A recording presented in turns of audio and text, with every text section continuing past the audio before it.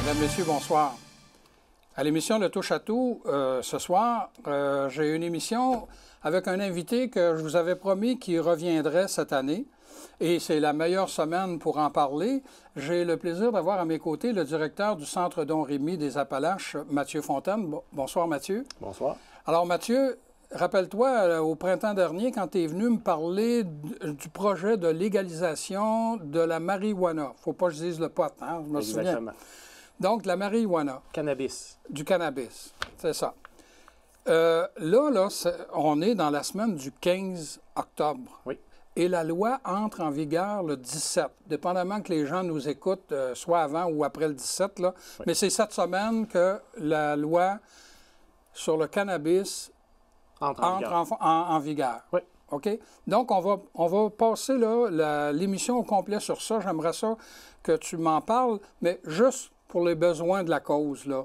Rappelle-nous rapidement, c'est quoi le Centre Don Rémy des Appalaches, puis à quelle place vous êtes situé? Bon.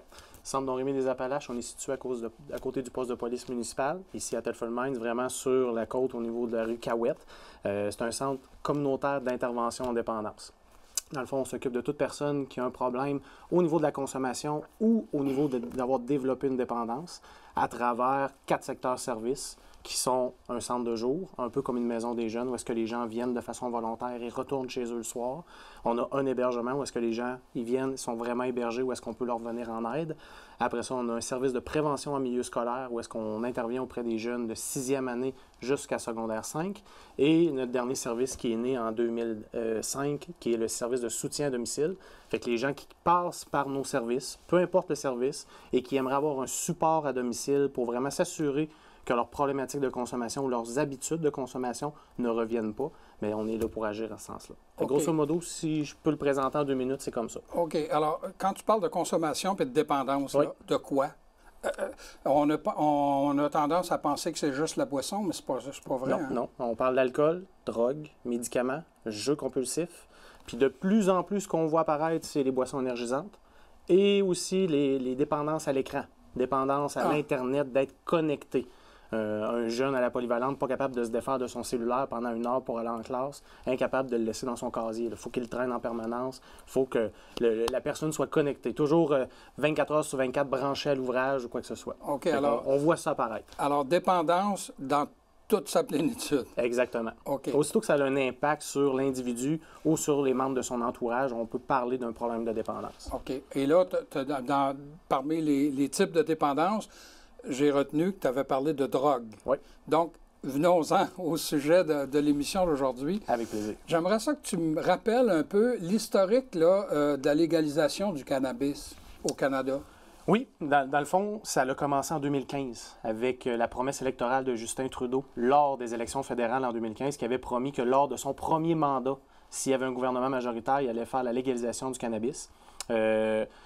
C'est ce qui est arrivé. Il a obtenu un gouvernement majoritaire qui lui a permis, dès la 2e année, de mettre en branle un processus qui, ma foi, a fait son chemin pendant 1 an. Il y en a plusieurs qui ont trouvé que ça a été long.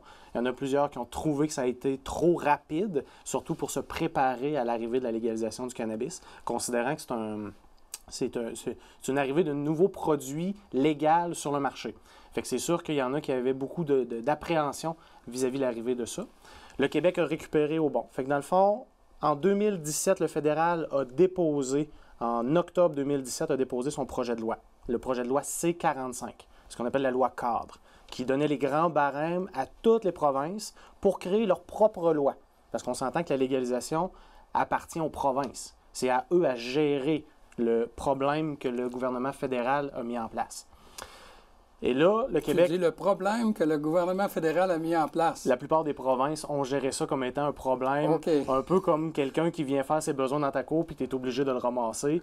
Ils ne voulaient pas nécessairement être pris avec ce problème-là ou cette gestion-là, mais le fédéral en a décidé autrement et le fédéral a préséance sur le Québec. Le Québec, lui, dans le fond, a déposé son projet de loi 1 mois et demi plus tard que celui-là du fédéral. Les deux ont été étudiés pendant 1 an et demi. Le fédéral qui doit être approuvé avant celui du Québec. Le fédéral a été approuvé en juin 2018, celui du Québec en juillet 2018. Ce qui donne un spectre d'environ 8 à 12 semaines pour laisser toute la place aux acteurs sur le terrain à se préparer à l'arrivée du cannabis. Fait qu'on parle de tout le système juridique, le système de police, les entreprises, les propriétaires d'immeubles, les organismes communautaires qui viennent en aide, le service sociaux du gouvernement du Québec, etc., etc., etc. Fait que l'historique, grosso modo, là, on en est là. Et là, on est dans la période du 8 à 12 semaines où est-ce qu'on doit s'adapter à l'arrivée de cette nouvelle loi-là, qui devra être effective à partir du 17 octobre 2018. Cette semaine. Exactement. OK. Mais qu'est-ce que ça fait, là, quand on dit on légalise un produit qui était déjà en place? Oui. Il ne faut pas se le cacher, là, le cannabis, il y en avait à volonté pour ceux qui en voulaient, là. Alors, qu'est-ce que ça fait, là, la légalisation? Merci, Pierre, de me poser la question parce qu'il y a beaucoup de méconnaissance au niveau de la légalisation du cannabis. Les gens pensent que le produit va être légal, on va pouvoir faire ce qu'on veut, quand on veut, sans problème. Mais la réalité va être tout autre. Quand on parle de légalisation du cannabis, c'est la mise en place d'un cadre légal. Donc, c'est la création de lois. On n'enlève pas des lois, on en crée. Le problème présentement, c'est que les gens, ils pensent que le cannabis n'est pas si présent. Mais le cannabis est bien implanté depuis les années 70. Il y a un bon réseau de production, un bon réseau de distribution. Les gens qui en consomment présentement depuis bien des années. Fait que réellement, la légalisation du cannabis, ça vient juste mettre un cadre légal autour d'un produit qui est prohibé, où est-ce qu'on n'a pas le droit d'en acheter, pas le droit d'en faire pousser, pas le droit d'en récolter, pas le droit d'en avoir en sa possession, puis encore moins d'en consommer.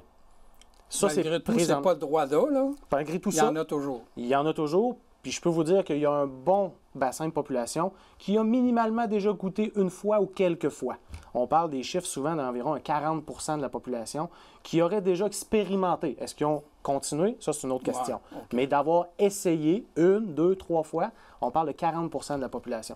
Est-ce qu'on peut comparer ça un petit peu à la prohibition qu'il y a eu dans les années 40, 50, là, au niveau de la boisson? Exactement. La prohibition, ils ont mis fin à la prohibition dans les années en 1942 plus précisément, avec l'alcool. Ouais. L'alcool était un produit prohibé où est-ce qu'on n'avait pas le droit de s'en procurer, pas le droit d'en fabriquer, pas le droit d'en avoir à sa possession et pas le droit d'en consommer. Et pourtant, ça coulait à flot. Okay. On peut se rappeler bien des criminels qui ont empoché bien de l'argent en faisant du trafic d'alcool. Il y a même eu des émissions, des séries sur... Exactement. Fait que, on parle aujourd'hui des narcotrafiquants avec la cocaïne, le cannabis, tout ça, mais des narcotrafiquants qui n'avaient au niveau de l'alcool, il y en avait quand même.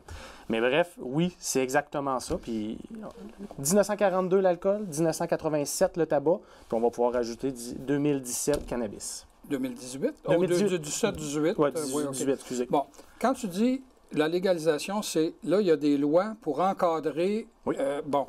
Au fédéral, là, c'est quoi? Parce que là, si je comprends bien, il y a deux sortes de lois. Il y a une loi fédérale qui encadre toutes les provinces, puis il y a une loi provinciale. Est-ce que c'est là que ça vient, ou je pose ma question trop vite, là, mais il y a eu un différend entre le fédéral et le provincial? Oh, surprise! Oui. Sur la quantité qu'on avait le droit de faire pousser chez nous.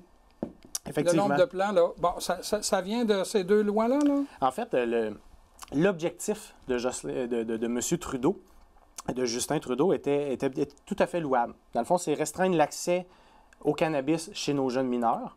Parce qu'on s'entend, si on fait le parallèle avec l'alcool, on faisait le parallèle tantôt avec la prohibition de l'alcool, un jeune peut se procurer de l'alcool dans un dépanneur, mais il faut qu'il soudoie quelqu'un qui est majeur, il faut souvent qu'il fasse le piquet, il faut qu'il demande souvent à plusieurs personnes, parce qu'il y en a qui vont lui répondre que non, qu'il n'a pas l'âge et tout ça. Fait qu'à ce moment-là, c'est pas impossible, c'est plus difficile. Et quand on parle de restreindre l'accès au cannabis, c'est un peu la même chose. En le rendant légal à partir de l'âge de 18 ans, est-ce que le gouvernement est assez dur pour croire qu'il n'y a aucun jeune en bas de 18 ans qui va s'en procurer? Non. Mais ça va être beaucoup plus difficile que là d'appeler son pusher puis d'avoir accès à ça n'importe quel jour, n'importe quelle heure dans la journée. C'est ça la différence. Fait qu'un des premiers objectifs, c'était de restreindre. Le deuxième, c'est de protéger la santé et la sécurité de sa population. Parce qu'on entend de plus en plus de cogérance de consommation à l'intérieur, de dire « Ah, y a-tu du fentanyl dans mon cannabis? » On entend plein de choses en dire « Est-ce qu'ils font pousser adéquatement la plante qui se retrouve des fois dans les poches de nos jeunes ou de nos jeunes adultes ou de nos adultes travailleurs? » Bien, c'est un peu cette pensée-là en disant « Si c'est Santé Canada qui approuve le produit, on va s'assurer de ce qu'il y a dedans. » Puis quand on va pouvoir acheter un sachet, dans une des sociétés québécoises du cannabis au Québec, bien, on va avoir le descriptif des produits à l'intérieur.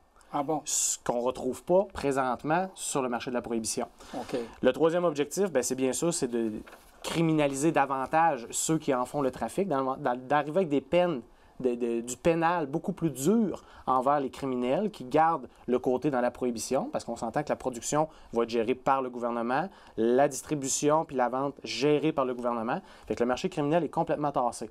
Fait que s'ils poursuivent, bien, méga amendes, méga peines. Ah Fait bon? qu'ils rajoutent cet élément-là à l'intérieur de ça. Et bien sûr, le quatrième, bien, c'est d'alléger le fardeau judiciaire ou le fardeau de justice pénale au Canada, considérant que beaucoup de personnes se font prendre pour une possession simple de cannabis, passe en cours, fait payer des juges et tout, quand on peut gérer ça sous forme des fois d'amende ou de ticket, comme on voit avec l'alcool, le tabac, un excès de vitesse, quoi que ce soit. Fait que les quatre objectifs vraiment du fédéral, ils se retrouvent à ce niveau-là. Puis au Québec, eux autres, c'est quoi la différence? Le Québec, en ayant la légalisation du cannabis, ils ont voulu le voir sous un angle de santé publique. Donc, de gérer un phénomène, qui est la légalisation du cannabis, comme étant, ça va nous créer des problèmes de société plus tard. Donc, on va agir en prévention et agir vraiment on va essayer de réduire ces impacts-là qui vont venir avec le temps. Fait qu'eux autres, ils ont travaillé beaucoup sur aussi protéger la santé et la sécurité des personnes particulièrement vulnérables, excusez-moi, je mange mes mots. Prévenir l'initiation au cannabis chez nos jeunes, considérant que la loi va être appliquée à partir de 18 ans. Fait que selon eux, ça va être une barrière de plus pour dire si on est capable de la repousser à plus tard, la consommation, au lieu qu'elle soit à 12, 13, 14 ans, elle apparaisse davantage à 16, 17, 18 ans, bien, on va déjà avoir gagné du temps chez nos jeunes et avoir eu le temps de faire davantage de prévention. Stimuler un transfert du marché criminel vers un marché public, légal, légiféré par le gouvernement. Fait que ce qu'ils veulent, c'est vraiment un transfert du bassin de consommateurs, qui arrêtent d'aller voir leur pusher, qui leur vend du stock, qui ne savent pas c'est quoi, d'où il provient, quoi que ce soit, vers un marché plus sécuritaire. Fait que ça, c'est la troisième. Et la quatrième, qui va être un des éléments majeurs des prochaines campagnes de prévention, qui est la sécurité routière. D'amener l'aspect de la sécurité routière à un autre niveau. OK. Tu parles de ça, là, puis au début du mois de septembre, à la télévision, puis ça, c'est payé par le gouvernement fédéral. Il y a une annonce là, qui choque, où on voit des jeunes dans une auto là, qui s'en vont à un autre party. Puis on voit bien que le conducteur, il y a des drôles de... Puis pouf, il y a un accident. Puis là, il dit, on n'a pas le droit de conduire gelé. Je peux te dire que c'est une annonce qui frappe. Oui. On avait déjà vu des campagnes par le passé, parce qu'on s'entend... Avec la boisson. Avec la boisson, puis même au niveau du cannabis. C'était moins connu, moins vu, moins publicisé, mais il y avait quand même quelques préventions qui étaient faites. Parce que, comme je disais, le marché du cannabis est très bien lucratif depuis les années 70. Fait que c'est pas de se leurrer de dire que ça va exister juste à partir du 17 octobre 2018. OK. Alors, cette semaine-là, il nous reste une douzaine de minutes. Oui. Là, à partir de cette semaine, qu'est-ce que la loi, là, qu'est-ce qu'on a le droit ou on n'a pas le droit, là? Tu sais, on a parlé de principe, de faire attention à ci, faire attention, mais la loi est là. Oui. Cette semaine, elle est en vigueur. Qu'est-ce que ça veut dire, concrètement? La loi encadre 5 actions. La première action, c'est la possession. Qu'est-ce que j'ai le droit de posséder ou ne pas posséder? La deuxième, c'est la culture. La troisième, c'est l'usage. Comment je peux en faire l'usage? Okay. Oui, j'en ai dans mes poches, mais comment je l'utilise? Après ça, la sécurité routière, comme je vous disais, est un point important de la loi. Et le cinquième, qui était la vente du cannabis. Toutes les activités entourant la vente. Fait que ça, on y va avec le premier, qui est la possession. Premièrement, j'ai le droit en ma possession, dans mes poches, en tout temps, en tout lieu, 30 grammes de cannabis. Si je veux faire une image de ça, c'est gros comme une livre de beurre. Oui, mais c'était pour te dire, c'est-tu gros? C'est une livre de beurre. Fait que quand on achète une livre de beurre à l'épicerie, dites-vous que c'est environ... Ah oui, c'est 450 grammes ou 454. Fait que au niveau du cannabis, c'est beaucoup plus léger. Fait qu'on parle d'un 28-30 grammes d'environ une livre de beurre. Ce que j'ai le droit de posséder chez nous, et non de transporter sur moi en tout temps, chez nous, j'ai le droit d'en avoir 150 grammes. 5 fois plus. 5 fois plus. 5 livres de beurre. C'est quand même beaucoup de cannabis. On s'en cachera pas. Il va y avoir des interdictions, bien sûr, dans certains lieux, comme il y a déjà présentement. Puis, il précise les lieux dans la loi au niveau des actions, ce qui va y avoir des mineurs. Fait qu'on parle de CPE, garderie, écoles, milieux d'enseignement, des fois DEP, des choses comme ça, parce qu'on retrouve des jeunes en bas de 18 ans. On parle même peut-être qu'ils vont être exclus au niveau des cégeps, au niveau des universités, mais là, il y a des aspects de loi qui sont un peu plus difficiles à gérer, considérant qu'ils vont être majeurs, 18 ans et plus, fait que là, ça va être difficile à gérer. Mais les lieux, au niveau du mineur, on n'aura pas là d'en avoir en sa possession. Fait que si je vais chercher mon enfant à la garderie, ben je le laisse dans mon véhicule. Je ne l'amène pas dans mes poches. Sinon, je suis passible d'un ticket, d'une amende. La loi, c'est ça qu'elle vient faire. Elle ne dit pas que je vais être blanchi, quoi que ce soit. Il va y avoir des pénalités, c'est juste qu'elles vont être sous forme pécuniaire. Fait qu'on parle vraiment de la possession à ce niveau-là. Maintenant, tu parlais du deuxième aspect qui était la culture du cannabis. Oui. Bien, ça, c'est l'aspect le plus simple. Au Québec, c'est zéro. Le projet C-45 de la loi fédérale prévoyait d'avoir énormément de place pour la culture à domicile, considérant que ça allait être un énorme frein à la prohibition, un énorme frein à dire bien, les gens vont savoir ce qu'ils mettent dans leurs produits, ils vont être en santé et en sécurité par rapport à la plante qu'ils font pousser. Le Québec a décidé de ne pas gérer ça. Je peux comprendre l'aspect difficile à gérer dans le sens d'avoir une police du pot qui va passer chez chacune des personnes, vérifier s'ils ont le nombre exact. Pourquoi pas 6 au lieu de 4? Il y en a qui vont sortir n'importe quel exemple de dire ben moi, j'ai pas vraiment le pouce vert, c'est sûr qu'il y en a 2 qui vont mourir, il va m'en rester juste 4 dans 2 mois. Ça aurait été un peu une maison des fous. Donc, c'est zéro. Zéro Québec. Parfait. Bon, quant à l'usage du cannabis. Oui.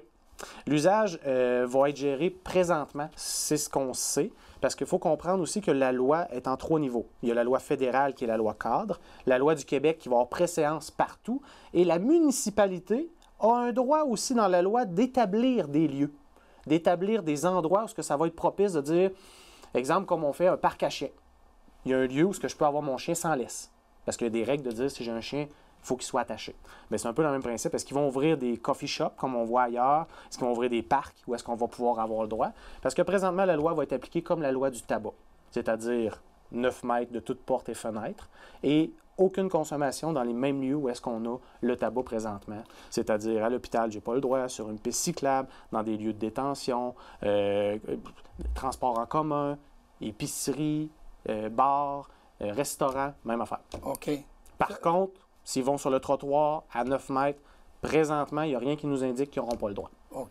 Ça, c'est l'usage du cannabis. Oui. Maintenant, revenons sur la sécurité routière, parce que c'est important, ça. Mais aujourd'hui, là, je veux dire, il ne faut pas faire l'autruche, là. Il y avait déjà de la consommation de cannabis. Ça veut dire qu'il y a des gens qui ont conduit avec des facultés affaiblies. Affaiblies par le cannabis. Par le cannabis? Oui. Là, ça va être réglementé? Réglementé, c'est une tolérance zéro. C'est vraiment aucune consommation permise. Puis ils parlent ils disent, si on prend un exemple d'un joint, bien, un joint devrait être consommé minimalement 3 à 4 heures avant de prendre le volant. Et là, ce qu'on a su la semaine dernière, c'est tout nouveau, tout chaud, c'est que on va avoir une machine qui a été approuvée par la Cour supérieure du Canada, la Cour suprême du Canada, excusez-moi, qui est le Dragster 5000, qui détecte 9 drogues différentes avec un échantillon de salive. Fait que le policier va arriver, il va avoir la machine dans son véhicule, il va prendre une espèce de excusez l'anglicisme, un mouth, un peu comme au hockey, on met un protège buccal. On le prend, après ça, on le met dans la machine, il a récolté de la salive, et ils sont capables de détecter 9 produits, dont le THC, mais 8 autres produits aussi. Fait que ça, c'est ce qu'on s'attend qu'il soit effectif dès cette semaine ou la semaine prochaine maximum. Mais comme je vous ai dit, on vient d'avoir la nouvelle tout chaud. OK, parfait. Et le dernier, le 5e point, tu parlais au niveau de la loi, là, c'est il réglemente la vente. Oui. Dans le fond, le gouvernement, en légalisant, met la main sur le cannabis. Ils décident que maintenant, c'est eux qui vont le gérer. Fait que c'est sûr que tout ce qui est la production est géré par Santé Canada, doit être approuvé par Santé Canada. On a entendu dans les nouvelles, dans les 2 dernières années, souvent des serres de tomates qui se transformaient pour être des serres de cannabis. Bien, il fallait que non seulement ils transforment tout leur matériel, mais aussi qu'ils atteignent l'accréditation de Santé Canada pour pouvoir produire. Il va en avoir pas loin, ici à Whedon. Hein, il y a une grosse usine qui est en préparation à Whedon. Présentement, au Québec, la plus grosse est à Mirabel, qui était les tomates Bertrand, les serres de tomates roses Bertrand. C'est la plus grosse au Québec présentement, gérée par Canopy Growth, qui est une des compagnies qui va vendre le cannabis. Mais bref, la vente va être exclusivement par le Québec. Donc, le Québec va s'approvisionner, un peu comme un principe de SAQ, et ils vont avoir des SQCD, DC, excusez, Société québécoise du cannabis. Fait qu'il y a des succursales, un peu comme une SAQ, qui va ouvrir. On va en avoir à Thetford? Présentement, il y a dans la loi un développement progressif des succursales. Okay. 25 dans la première année, 125 dans la deuxième année, pour atteindre un maximum de 250 au Québec en 3 ans. Il y en a qui disent des fois 250, c'est beaucoup. Juste en termes de points de vente d'alcool au Québec, qui est un produit beaucoup plus dangereux que le cannabis, on a 11 000 points de vente d'alcool au Québec. Dieu. Fait qu'on regarde encore là dans un aspect de prévention, on se dit ça ne sera pas autant accessible que l'alcool peut l'être présentement. Fait oui, puis tu m'as déjà dit, puis tu viens de le répéter, que c'est le produit le plus toxique, le plus dangereux. Oui. Okay. On évalue toujours un produit psychotrope. Pourtant, c'est banalisé dans la société d'aujourd'hui. Énormément. Surtout dans la population québécoise. Ça fait partie de nos habitudes depuis très, très, très, très, très longtemps. Puis toi, tu es bien placé pour le savoir au Centre Don Rémy. Effectivement. OK. Mais oui, la toxicité d'un produit est toujours gérée en fonction de 2 évaluations. L'impact que ça a chez l'individu, puis l'impact chez le membre de son entourage. Oui. Puis l'alcool arrive numéro 1 et de très loin. Okay. Le cannabis se situe environ au 8e rang sur 20. Ah oui, OK. Donc là, la vente va être encadrée. Oui. Puis moi, quand je vais me présenter là, à une SQDC, là, oui. je vais avoir le droit d'en acheter combien? Vas-tu avoir le droit d'acheter 150? Je m'en vais chez nous, là, puis il faut mettre ça de 150 grammes. Ils sont juste logiques avec leur loi. S'ils se disent que tu en achètes puis tu le transportes chez vous, bien, tu n'as pas le droit de plus que 30. Fait que tu n'as pas le droit de plus que 30 par visite. Okay. Cependant, il n'y a rien qui limite tes visites dans le nombre de visites que tu vas avoir. On s'attend, parce qu'on ne sait pas encore la procédurale vraiment de la manière dont ça va fonctionner, mais on s'attend que ça fonctionne un peu comme quand on va chercher des médicaments à la pharmacie. Carte, présentation de qui je suis, oui. Inscription dans un dossier, juste pour qu'ils puissent avoir des données qui vont leur indiquer que la population, exemple, de Thetford ou des environs, quelle est la teneur de consommation, puis quelle problématique de santé va peut-être se développer dans 20, 30, 40 ans due à la consommation de ça. Fait que les données sont vraiment à ce niveau-là. Puis les profits de tout ça, là, ça va dans les coffres du gouvernement. Oui. Ou des gouvernements. Oui, dans le fond, un peu même principe. Je parle fédéral, provincial et même municipal. Hein? Oui, oui. Dans le fond, la loi prévoit que les fonds vont être divisés en tierces parties. Le fédéral garde 1/3 des bénéfices. Le Québec garde le 1/3 des bénéfices. Et on s'attend, c'est pas encore réglé, mais ça devrait l'être très prochainement, que les municipalités empochent l'autre tiers des bénéfices, considérant que ça va être eux qui vont devoir gérer sur le terrain. Sur le terrain, oui. Fait que c'est vraiment la proportion dégagée présentement, c'est comme ça. Le gouvernement du Québec, lui, a décidé que sa proportion d'argent, elle veut vraiment être au niveau de la prévention et de la recherche sur le cannabis. Bon, là, on vient de faire le tour, là, mais moi, là, je suis un employeur, là. Qu'est-ce qui va arriver si mon personnel, là, sur l'heure du midi, ils partent en party, là, puis qu'ils ont été achetés chacun 30 grammes, puis qui rentrent travailler dans l'après-midi? Oui.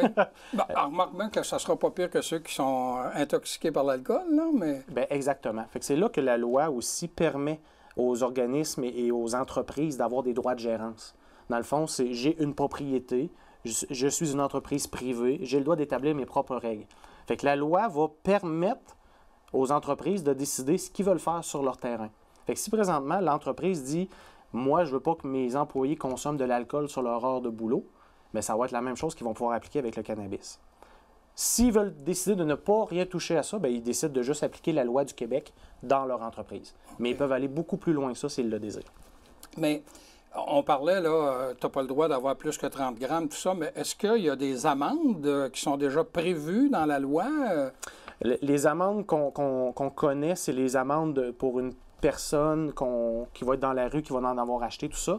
Pour les criminels, on n'a pas encore les amendes qui devraient être très grosses. Okay. On s'attend aux alentours de 10 à 15 000 dès la première infraction. Oh, et ça double et ça triple selon les récidives. Ce qu'on sait pour la population générale qui se fait prendre. Exemple, j'ai un 30 grammes, je vais à la garderie chercher mon enfant et je me fais prendre par la police. On parle d'une amende de 250 $ quand on est un adulte, pouvant aller jusqu'à 750 $, tout dépendant les facteurs aggravants, c'est-à-dire la présence d'enfants, si je suis en état de consommation, etc., etc., etc. Et c'est quand on est récidive, ça double. Pour un mineur, présentement, ce qu'on sait, c'est 100 $, probablement assorti prix avec possession, consommation, quoi que ce soit. Dans le fond, la loi exclut tout ce qui est en bas de 18 ans. OK. Fait qu'il y en a dans ses poches, qui en ait consommé, qui soit au volant, qui soit dans un auto avec quelqu'un en état de consommation au volant, ticket de 100$ pour tout le monde. OK. Tu as dit au cours d'émission, à un moment donné, que de toute façon, il va y avoir probablement des ajustements. Est-ce qu'on peut penser qu'il y a une certaine flexibilité actuellement qui va permettre de s'ajuster à la réalité? Oui. La loi, elle est prévue ainsi. Elle a été bien faite avec beaucoup de consultations d'experts, du public, de la population. Fait que je crois qu'on part déjà avec une bonne loi, mais elle va nécessiter des ajustements. Puis elle se permet, dans son cadre législatif, d'avoir cette flexibilité-là, puis cette adaptativité-là. Oui. Justement, je vais te le laisser dire. Oui, justement pour, dans le futur, s'ils viennent qu'à voir des comportements ou des choses qu'ils n'avaient pas pensé apparaître et qui doivent davantage encadrer, bien justement le faire. Un peu comme on a vu avec la loi du tabac. Quand elle est sortie en 87, elle n'était pas aussi dure qu'elle l'est aujourd'hui. Maintenant, on ne voit plus aucune cigarette sur des étagères. La loi aux mineurs de 18 ans et moins est beaucoup plus punitive pour ceux qui en vendent. Fait que la loi aussi va s'adapter. Merci beaucoup, Mathieu. Ça fait plaisir. J'avais le plaisir de recevoir le directeur du Centre Don Rémy des Appalaches, Mathieu Fontaine, qui est venu nous parler justement de l'entrée en vigueur cette semaine de la loi sur le cannabis. Je vous invite à nous revenir la semaine prochaine.